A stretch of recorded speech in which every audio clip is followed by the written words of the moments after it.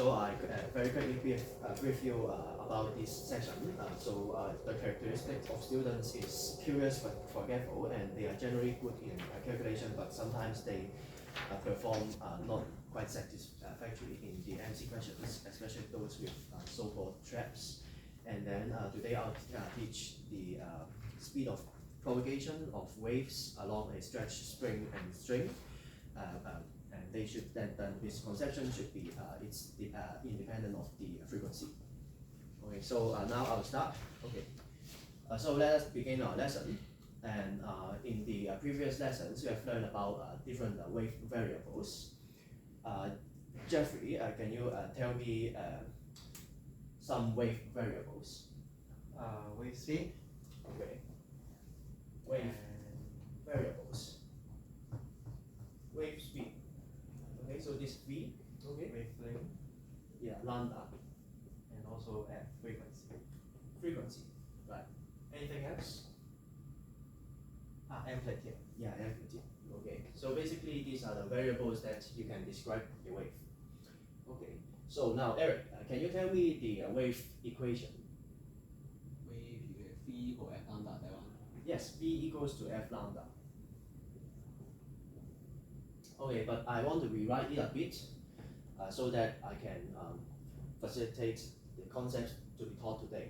Okay, so I'll make lambda the subject.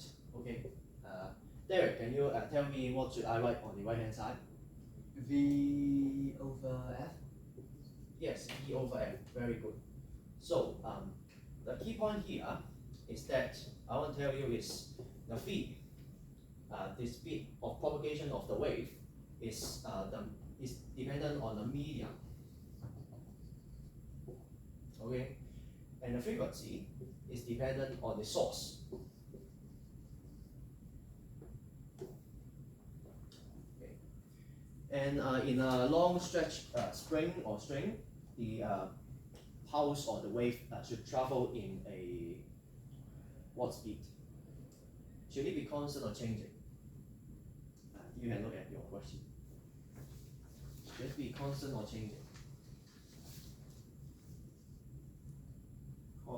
Yes, constant speed. Okay.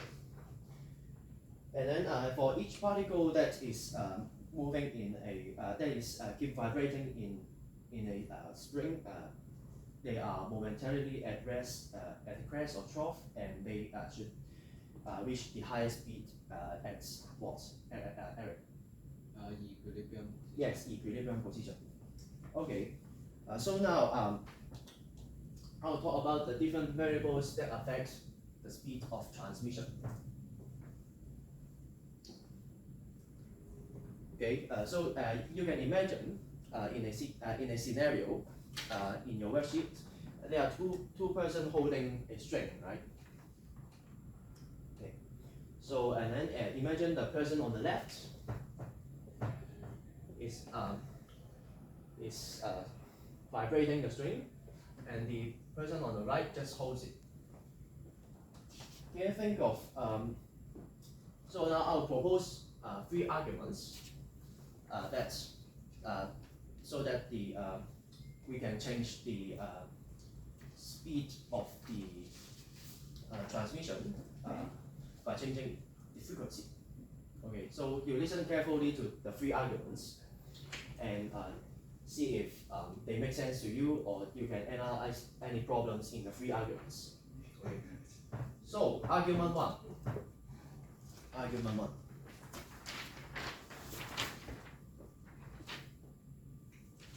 Okay. F leads to an increase in F leads to an increase in lambda. Increase in V. Okay. Argument one is that because V equals to F lambda, right? Okay. So when I increase the frequency, the speed of propagation should increase, right? Make sense? But anyone can tell me the problem? Can anyone tell me the problem in this? Lambda has to be constant. Yes, lambda has to be constant, but is lambda really constant? So you have to think about it.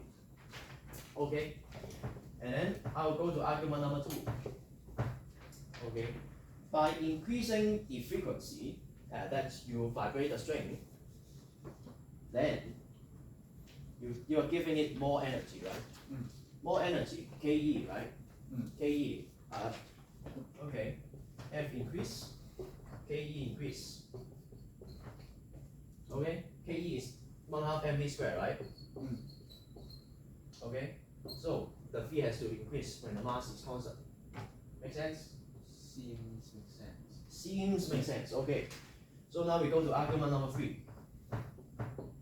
Okay, so you give the frequency increase, which means you have to give the string a larger force, right?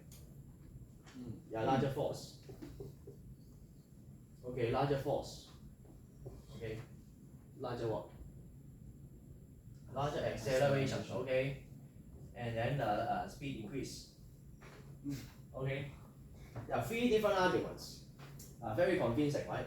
So V should increase with frequency F, right? Okay. So now let's check. I want someone to help me to hold this machine that you may have never have seen before. Okay, sure.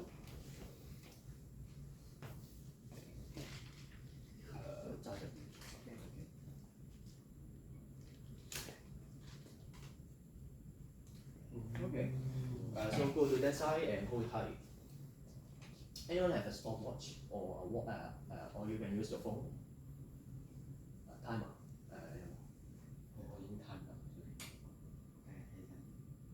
Yes. Okay. So this argument is that the velocity should increase with the frequency, right? Okay. Let's see, is this true? So Derek, is it you're the timer, right? Yeah. Okay. So I want you to start the recording when I start to move, and then when you see that stick at the end move, then you stop the timer. Okay? Okay. You try your best. Yes. Try your best. Okay. So Yes. 3, 2, 1. Stop. Okay. What's the time? 2 seconds. 2 seconds. Okay, it doesn't matter. Okay. 哇，改變咗。佢真係好佢嘅。拎過帶佢坐。 Okay. So this time I will use a higher frequency. Okay. We have some helpers here. Oh, sure. You can help. How can I Ella, help? please come. How can I help? Okay, flick. You saw me flicking just now. You flick faster. Okay. Also two. Okay. Stop. Calm down. Hold it tight first. It's okay. Okay. Flick faster. A little bit faster, but just 2 pulses. You have to let him start the timer. Okay. Okay. Very fast. Tighten the belt. Tighten. Yes. Okay. 3、2、1。Okay. Now stop the timer. Okay, is it 2 seconds again? Yes, sir. Yes, 2 seconds. Very good. Oh. Okay. So now, you do it very slowly. Can you? Now pick this up better because it will be balanced with this balance.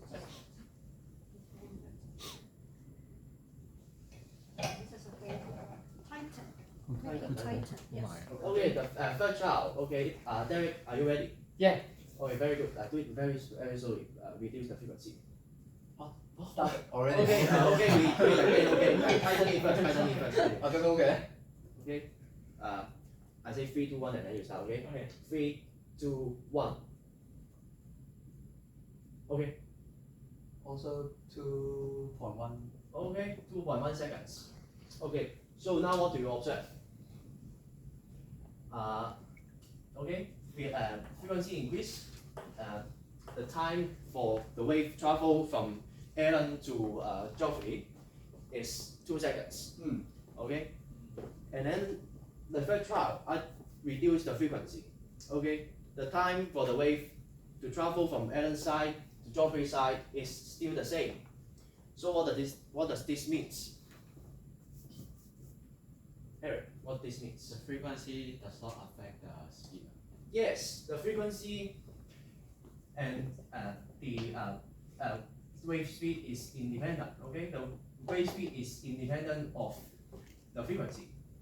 So, okay, so the three arguments that I presented with, for you just now, they are all incorrect.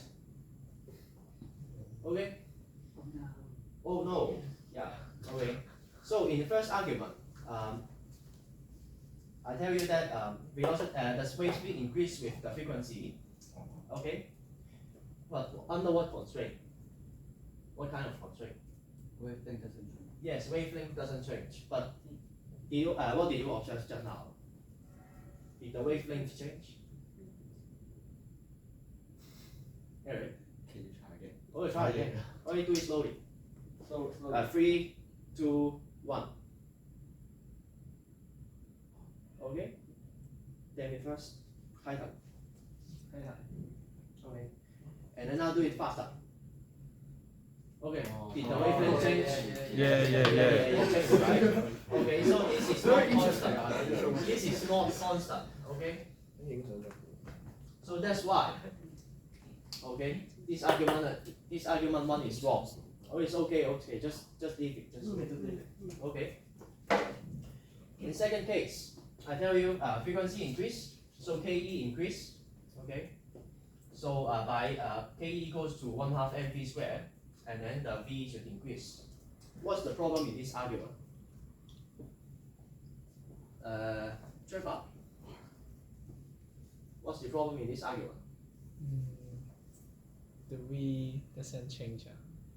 The V doesn't change. What is the V in this KE? The speed of the particle. Speed of the particle. But how does the particle oscillate? Vertically. Vertically. Okay. This is regarding the vertical motion. But what is the V that I'm trying to convince you to that it will increase? propagation of wave. Yes, it's the propagation, the speed of propagation. So this is along the y-axis, and this is along the x-axis. They are different. Okay. So basically, for argument 2 and 3, this problem is similar. So I won't repeat the why is wrong. So now look at your worksheet. Okay. So you should choose okay, for frequency increase, the wave speed should be unchanged. Okay. So now we turn to the next page. I want you to look at question 3. Okay. I want you to look at question 3. Okay. I give you 20 seconds to look at the question. Can I return to us? Oh, sure, of course. Just put it down, it's okay. Okay.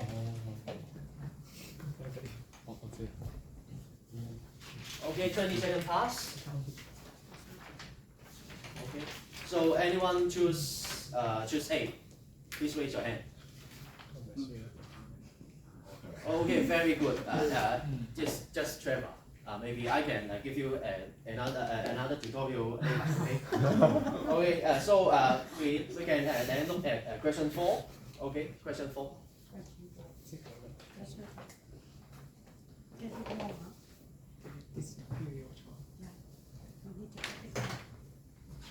can look at question 4. Okay, can someone? Okay, maybe Trevor. Please come out to complete question 4 for me.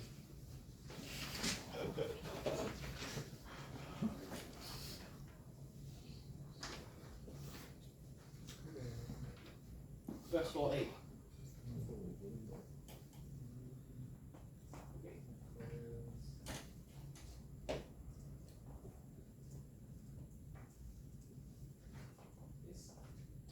Yeah. No such answer.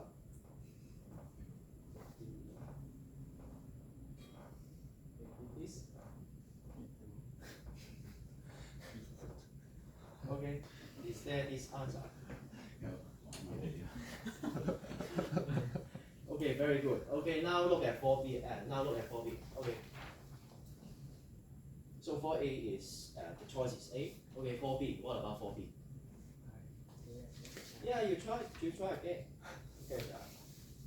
This time I don't think you need any calculation. Yeah. Right? Yeah. Double. Because it's become 100. So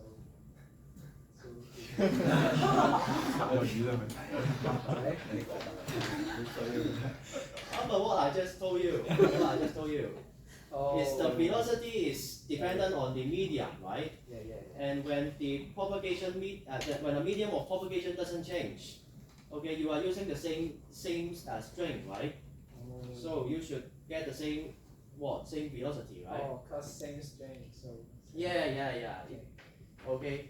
So now you remember this this frequency only depends on the source, and the speed of propagation is depend on medium, which has nothing to do with the frequency. Okay? Okay. Yeah.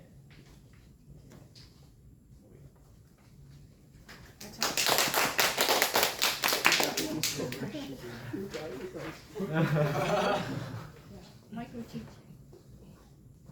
I think it's very good that you do that because we saw him doing in a room, and he's very dedicated.